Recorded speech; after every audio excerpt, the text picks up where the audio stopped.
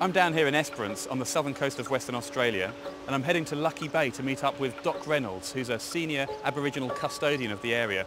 And I'm meeting up with him at probably one of the best located coffee vans I've ever seen.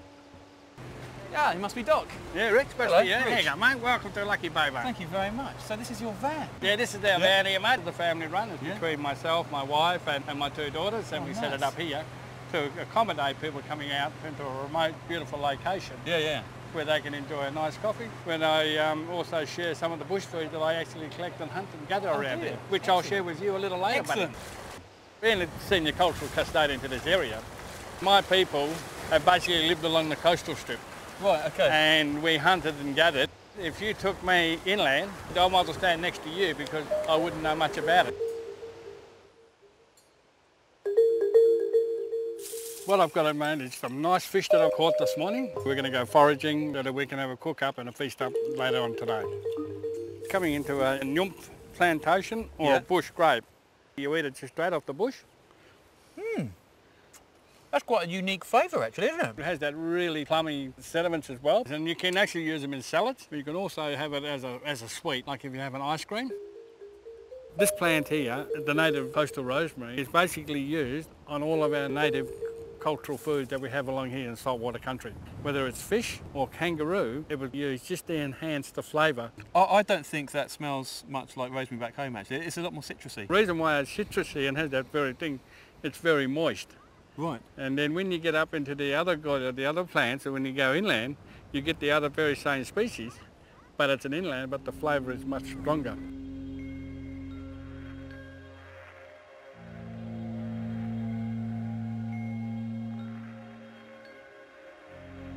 We're going to now collect some paper bark that we need to start cooking the fish up. And what we're going to do here is look along for a nice strip, and we've got to do it so that we don't damage the trees.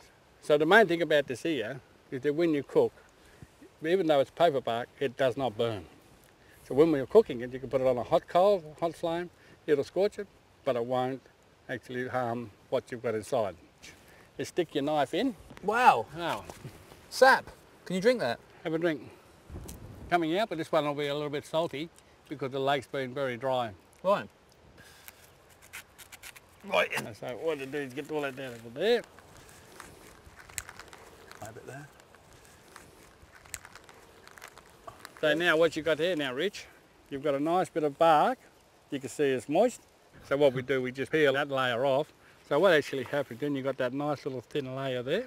Because that's so waterproof, it just naturally keeps all the juices of the fish in there. Oh, nice. It pushes the flavours of the native herbs through there, and of course the flavours coming out of the paper bark also goes through it.